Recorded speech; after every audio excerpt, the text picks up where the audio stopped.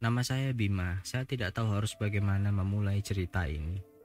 Tetapi satu hal yang pasti, saya tidak akan pernah lupa pengalaman tersebut. Ini adalah cerita yang benar-benar mengubah cara saya melihat dunia, bahkan hingga hari ini. Waktu itu akhir bulan Juli, dan teman-teman saya, Rani, Arif, Siska, dan Johan mengusulkan ide untuk pergi berkemah di Alas Purwo. Kalau Anda belum pernah mendengarnya, Alas Purwo adalah hutan yang terkenal di Jawa Timur. Selain dikenal sebagai taman nasional yang indah, hutan itu juga menyimpan banyak misteri, cerita-cerita mistis, dan legenda lokal sering dikaitkan dengan tempat itu. Sebagian orang menganggapnya sebagai gerbang dunia lain, tapi bagi kami itu hanya cerita yang dibuat-buat. Ayo dong Bim, kapan lagi kita punya kesempatan kayak gini? Rani berkata dengan nada penuh antusiasme. Dia adalah orang yang paling semangat soal rencana ini. Sebagai teman masa kecilnya, aku tidak bisa berkata tidak. Selain itu, aku diam-diam menyimpan rasa suka padanya. Jadi, bagaimana mungkin aku menolak? Arif yang paling logis di antara kami menambahkan, kita cuma perlu mempersiapkan semuanya dengan baik. Jangan lupa peta, kompas, dan perlengkapan darurat. Kita nggak bisa cuma mengandalkan ponsel di tempat seperti itu. Siska dan Johan, pasangan yang sering bikin onar, tampak setuju tanpa pikir panjang. Mereka lebih tertarik pada ide berpetualang tanpa peduli pada cerita-cerita menyeramkan yang melingkupi Alas Purwo.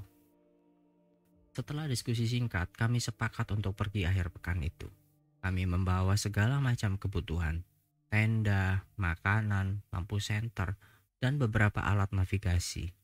Arif yang bertanggung jawab atas peta, sementara Johan membawa kamera untuk mendokumentasikan hal-hal yang menarik. Katanya, aku tidak terlalu yakin apa maksudnya dengan hal menarik. Kami berangkat pagi-pagi sekali. Mobil Arif penuh dengan barang-barang dan kegembiraan. Rani duduk di depan bersama Arif, sementara aku, Siska, dan Johan duduk di belakang. Johan sibuk mengambil foto dari jendela, sementara Siska sesekali bercanda tentang cerita hantu yang membuatku juga bergidik jika aku mempercayainya. Katanya kalau ngomong sembarangan di Alas Purwo bisa langsung hilang, kata Siska dengan nada menggoda. Ah, itu cuma buat nakut-nakutin, balas Johan sambil tertawa. Aku malah penasaran, siapa tahu kita ketemu sesuatu yang seru. Aku mencoba mengabaikan candaan mereka. Rani sesekali menoleh ke belakang dan tersenyum ke arahku. Aku merasa sedikit lebih tenang, melihatnya tidak terpengaruh oleh candaan Johan dan Siska. Setelah menempuh perjalanan hampir 3 jam, kami akhirnya tiba di gerbang Alas Purwo. Suasana langsung berubah. Udara terasa lebih segar, tetapi ada juga sesuatu yang ganjil. Hutan ini tampak hidup, seolah-olah sedang mengamati kami. Keren banget tempatnya, kata Rani sambil turun dari mobil. Ia tampak terpukau oleh pemandangan sekitar. Kami memulai perjalanan menuju tempat perkemahan yang sudah ditentukan. Jalur setapak membawa kami masuk lebih dalam ke hutan. Suara burung dan gemercik daun menjadi latar belakang perjalanan kami. Tapi kami semakin jauh melangkah. Suasana mulai berubah. Ada yang aneh gak sih? Tanya aku kepada diriku sendiri. Kenapa Bim? Takut? Johan meledek. Bukan takut, cuma tempat ini terlalu sunyi, jawabku. Memang benar, suara burung yang sebelumnya ramai sekarang perlahan menghilang. Angin yang seharusnya sejuk terasa seperti membawa beban berat.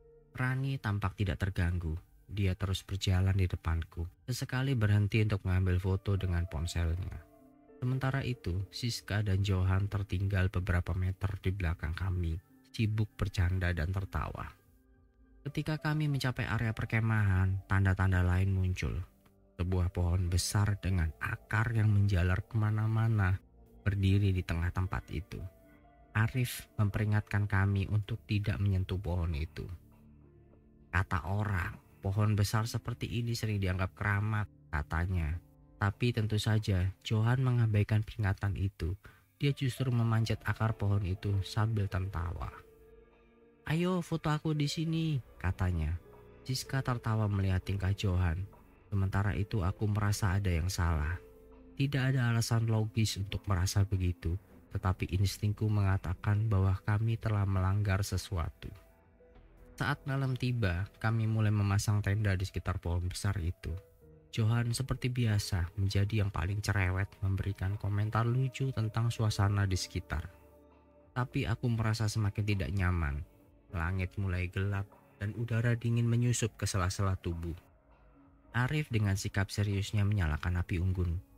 Kita nggak boleh jauh-jauh dari api. Ingat, hutan seperti ini kita harus tetap dekat, katanya. Aduh, kamu lebay banget, Rif, ujar Siska sambil memutar mata. Dia dan Johan tampak santai seolah-olah kami sedang berkemah di taman kota, bukan di hutan penuh misteri ini. Rani duduk di sebelahku memandangi api yang berkobar. Indah ya, tapi aku merasa ada yang memperhatikan, bisiknya. Ucapannya membuatku merinding. Malam itu kami makan malam sederhana yang sudah kami bawa dari rumah. Johan dan Siska mulai membicarakan cerita-cerita hantu. Mereka tertawa-tawa, tidak sadar bahwa setiap kata yang mereka ucapkan membuat suasana semakin aneh. Katanya, kalau kamu ngomong sembarangan di sini, arwah penghuni hutan bisa marah, ujar Johan menirukan suara seram. Udahlah, jangan sembarangan, aku memperingatkan. Tapi Johan hanya tertawa. Santai saja, Bim, itu cuma cerita lama buat nakut-nakutin orang kayak kamu. Aku tidak membalas, hanya menatap ke arah gelap di luar lingkaran api unggun. Aku merasa ada sesuatu di luar sana, tapi aku tidak bisa melihatnya. Malam itu setelah semuanya masuk ke tenda masing-masing, aku sulit tidur. Suara-suara aneh mulai terdengar dari kejauhan. Itu bukan suara hewan malam biasa, lebih seperti langkah kaki yang berat, mendekat lalu menjauh. Aku mencoba meyakinkan diriku bahwa itu hanya imajinasiku. Tapi ketika aku mendengar suara seperti bisikan, aku langsung duduk tegak. Bisikan itu terdengar seperti memanggil nama seseorang, tapi aku tidak bisa memastikan nama siapa. Shh, Bima, kamu dengar itu gak? Rani menyentuh lenganku dari tenda sebelah. Suaranya gemetar. Aku tidak menjawab. Aku hanya mendengarkan karena aku menghindari membuat percakapan dan memilih untuk berusaha tidur agar tidak perlu mendengar suara-suara itu lagi. Keesokan paginya, aku menemukan tenda Rani kosong. Tidurku sendiri tidak nyenyak. Tapi aku tidak mendengar dia keluar dari tendanya. Aku langsung membangunkan yang lain. Dia tidak mungkin pergi sendiri, seruku panik. Kita tunggu aja dulu bentar, mungkin dia lagi cari udara segar, ujar Johan dengan santainya.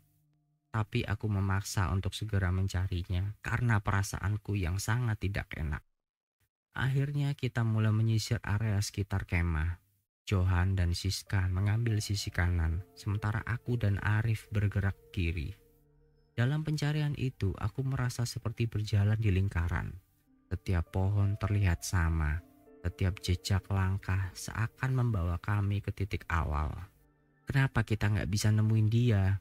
Tanyaku mencoba menahan rasa panik. Arif menggeleng. Hutan ini punya caranya sendiri, Bim. Kadang kalau dia nggak mau menunjukkan sesuatu, kita nggak akan bisa melihatnya. Kami menemukan bekas jejak kaki Rani. Tetapi jejak itu berhenti begitu saja di tengah tanah yang lembab. Tidak ada tanda-tanda ia tergelincir atau terjatuh. Hanya berhenti.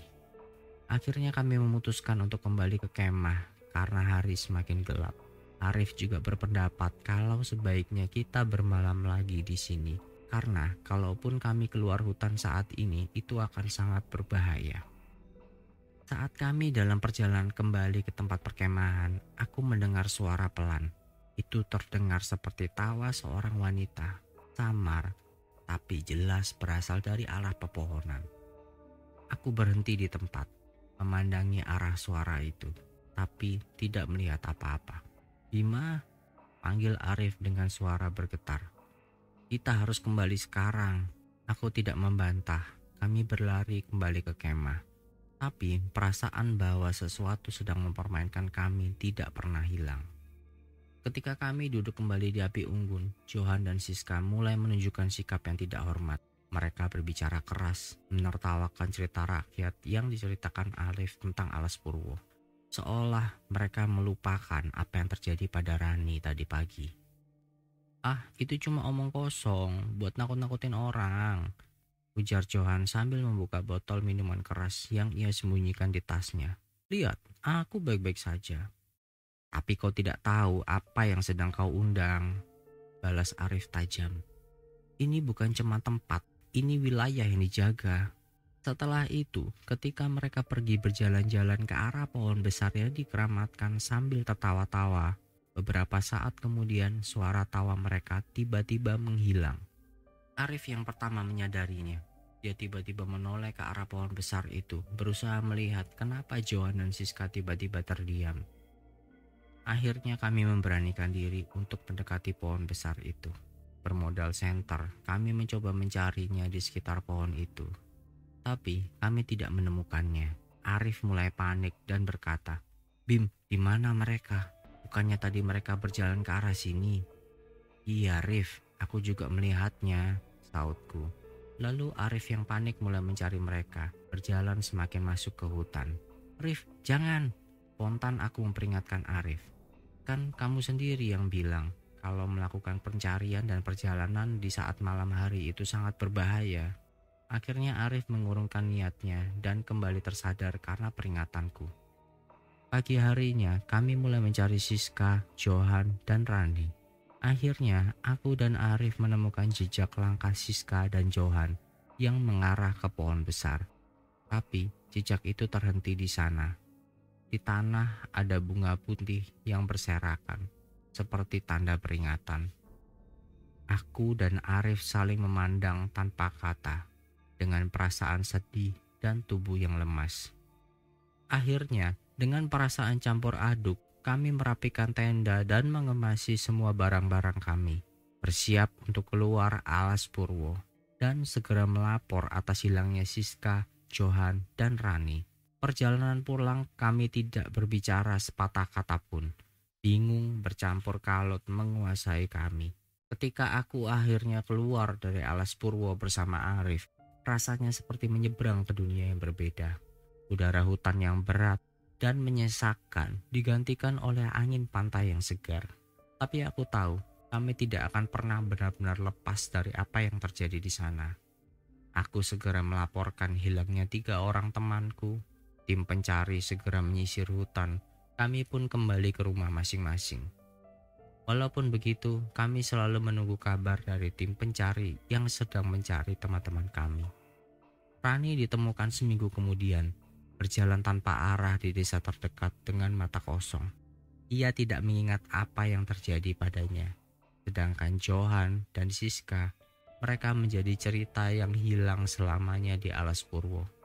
Aku terus bertanya-tanya apa yang mereka temui di sana, dan apakah semua itu terjadi karena kami tidak menghormati tempat yang seharusnya dihormati.